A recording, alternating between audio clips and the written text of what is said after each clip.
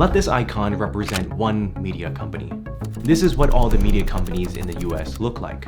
And this is how many media companies are controlled by just 6 corporations. Let this video be a warning. The corporation I'm talking about is relentlessly horrid, and in just a matter of years has become one of the largest local news operators in the entire country, producing manufactured propaganda driven by commercial profit and political gain, feeding you whatever emotions, actions, and memories they want, and you unknowingly accept it. Exactly what people think, and this is extremely dangerous to our democracy. While researching this, I fell down a rabbit hole, and the further I went, the more horrifying things became. But to fully understand how this is desecrating the pillars of our democracy, we need to go back to how this all started. It was 1975, and Randy Duncan Smith had ambitions to change the world. After receiving his MBA from the Wharton School, Randy climbed the ranks to become a partner at Bear Stearns, leading the distressed investing department. Distressed investing is simple. Buy good companies with struggling financials, improve them, sell, and profit. Despite making millions at Bear Stearns, Randy wasn't happy because he felt restricted by all the rules of a big corporation. He wanted more. You see, improving struggling companies take time, and Randy wanted to get richer faster. So in 1985, he started his own investment firm called R.D. Smith & Company. And finally, there was no one to stop him from doing what he wanted from the very beginning. Profiting quickly from other people's misery. He didn't care who he hurt along the way as long as he had the final payday. Need to force a nursing home chain into bankruptcy to line his own pockets? No problem. Purposely give wrong advice to a client, leading them to bankruptcy while you make the opposite investment? You got it. However, it wasn't all smooth sailing, just as he was making a big disaster would strike. In 1991, the SEC accused Randy of unfairly trying to profit from his deals and forcing companies into bankruptcy. He was infamous on Wall Street for his sociopathic selfishness, where even Michael Salvara, a Goldman Sachs partner, said Randy can be a thorn in the side of people trying to do responsible things. Shortly after, Randy's empire started crumbling down. But this didn't really bother Randy. You see, Randy was now a multi-millionaire who could do anything he wanted, and luckily the SEC dropped all charges against him. However, given his notorious reputation, he knew to avoid Wall Street for a little while. So instead, he quietly plotted his next move, his next master plan for more wealth and more control. While he was laying low, he dabbled in real estate. He bought the Bryant Tower, Sam Houston Hotel, a few oil fields, and 18 other investment properties. One thing you really need to know about Randy to truly understand his psyche is just how secretive he is. This is the only picture of him in public, and there are little to no public records about the man. Every home, real estate investment, and even car he purchases are all hidden through layers and layers of LLCs. Okay, so where am I going with this? It's just fascinating to me that given his love for privacy, that he would go on to create this new empire that will impact every single American. In 2007, Randy finally decided it was time to create something groundbreaking and revolutionary, and so he introduced to the world Alden Capital. With Alden Capital, Randy would be crowned as the king and pioneer of a new type of financial evil called vulture funds. Vulture funds are secretive hedge funds that buy struggling companies, squeeze as much profit as possible, and leave the remains to die. And this would epitomize a brand new breed of despicable investments that are today admired and reviled all over the world. You see, Alden Capital would not only bring back the business practice of distress investing from Bear Stearns, but combine it with the shady nature that defined R.D. Smith & Company. And together, Randy would make everything much, much worse, but much more profitable. By the middle of 2021, Alden Capital quickly became one of the most influential hedge funds in the United States by secretly taking control of the media. Alden Capital is now one of the largest local news operators in the country, despite having no experience or interest in this industry. To this day, Alden Capital is expanding in the shadows, acquiring more news companies without anyone or anything stopping them. And this is how they control everything you know. It's 2007, you're Alden Capital and you want to make a ton of money, control the United States, tilt public opinion, suppress scandals about the rich and powerful? Easy. You just need to control everything Americans know. But you can't just go out there to buy news stations like Fox or CNN. They're too expensive, and too many people will notice. So instead, you go to the source of the news. Whenever you see a breaking news alert on your phone, there's a high chance those investigations were actually done by local news companies. It was the Boston Globe who uncovered the biggest sex scandal in the Catholic Church. It was the Indianapolis Star who exposed Jared Fogle and Larry Nassar, the most infamous predators of our time. It was the Miami Herald who revealed the secret life of Jeffrey Epstein. The big news stations just piggyback off these stories. You see, the local news reporters are the real source, putting themselves in harm's way to serve their community and keep the people in power in check.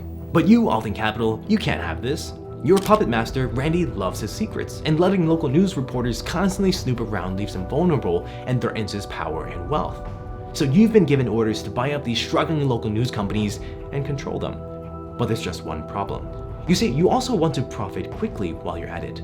Just buying struggling companies won't make you money fast. Here's the playbook on how to profit quickly from others' misery. So you're a vulture fund. You approach a company with shrinking profits. You pretend you're there to save them by buying them. Give them a helping hand with the business. But you're not paying for the entire company. You just need to be a majority shareholder to control everything they do. Then you force the company to take out a huge loan from a bank, using the company's name of course, so it can't be tied back to you, telling them you'll use the money to improve the business. But in reality, you'll simply use it to pay off the shareholders, such as yourself. Now here's where the real fun begins. You see, many of the local news companies you buy still generate hundreds of millions of dollars in revenue every single year and are profitable. But remember, you want to maximize profits as much as possible. So you need to cut costs. How? Stop offering pens, notebooks, computers, the essentials. Fire staff at twice the rate of your competitors. Sell the office space, move them to rundown buildings, and stop paying for hot water. And then you need to increase revenue. So you go ahead and jack up subscription prices. So customers are now paying more for a much worse product. Squeeze as much profit out of the business for years, and instead of using the profit to improve the business, use it to buy other investments, like a pharmacy chain and commercial real estate company. Hey, you deserve it. You're the company's savior. Over the next couple of decades, you flawlessly execute this playbook across the country, and now you secretly control over 200 local news companies. Oh, and if that isn't enough, you also steal $250 million in assets from an employee's pension fund and invest it into funds that you control, because there is nothing, no one standing in your way. In fact, some Americans might even support your endeavors. They want you to buy up these struggling companies. They want you to control them, because some argue the death of local news is justified. They believe it's part of the business cycle. Local news is old school. It doesn't belong in the 21st century. No hard feelings. It's just capitalism, baby. Either find a way to innovate or die. I mean, even before Alden Capital was a thing, technological and economic assaults have destroyed the local news business model. So is Alden Capital really that evil? Aren't they just buying up companies to save them? The answer is complicated, because what they're doing has consequences that impact the very fabric of American democracy. And it's about to get a whole lot worse. Since Alden Capital was founded in 2007, it and copycat vulture funds contributed to killing over 25% of all local news companies in the country, and those still alive today are slowly being targeted and purged by Alden Capital. This is very important because for any of these local news to report anything, they must consult Alden Capital first, which is probably why you've never heard of them before. Their control and reach in local news, the source of most national breaking news, is frightening. You see, having this amount of control, this influence over what Americans know, starts the catalyst for the greatest societal deterioration of our time. Without the local news, criminals like Jared Fogle, Larry Nassar, Jeffrey Epstein would be free today. People in power will be able to do whatever they want without any fear of getting caught. But it doesn't just stop at the rich and powerful, because this can lead to the eventual collapse of our entire society. Look, democratic self-government needs an informed public, but the control and collapse of America's local news leaves Americans increasingly ignorant of important matters. Studies found that in communities where there is less local news, there is more corruption, and wages for local politicians and deficits increase, because no one is keeping an eye on them. The problem with thinking that it's fine for the local news to die off is that nothing comparable is ready to replace it. There is no alternative option. Thomas Jefferson once said, "Were it left to me to decide whether we should have a government without newspapers or newspapers without a government, I should not hesitate a moment to prefer the latter." The founding fathers understood the importance of a free press for a thriving democracy. However, I did misspeak. There is technically another option, and that is turning to national news like CNN or Fox.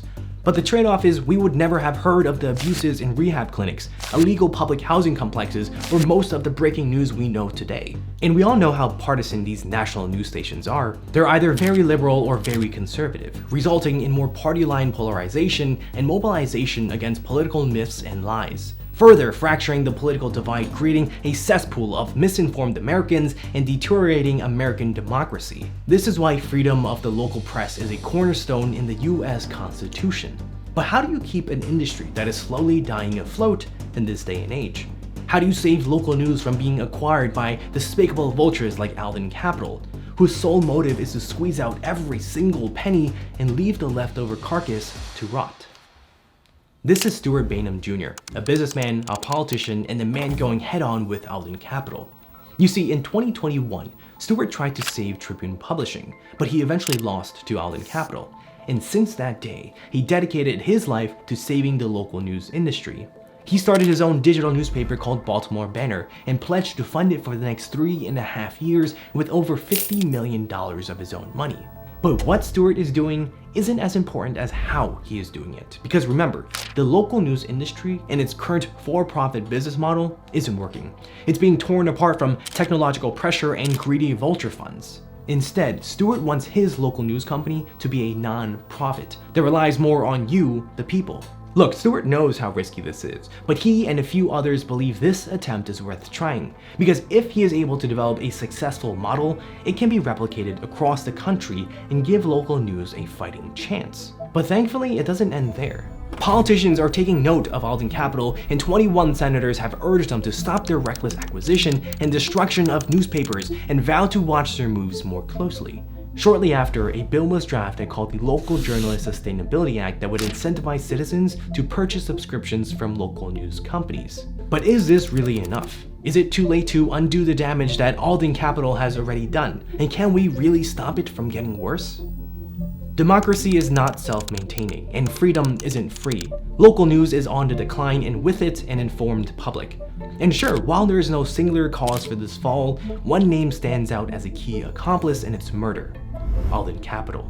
To Alden Capital, local news is just an asset, nothing more, nothing less. Numbers to be moved around on spreadsheets until they generate the highest returns. But to people like you and me, local news is the crucial layer of accountability in our city with our local politicians and business executives. Whether news is only reported locally or reaches national attention isn't nearly as important as the act of reporting itself, an act central to the founders' vision of democracy. This invisible fight for our country, for our democracy, has been happening in the shadows for decades, and it's time for you to learn the truth. Spread the message and hope it's not too late. This is extremely dangerous to our democracy.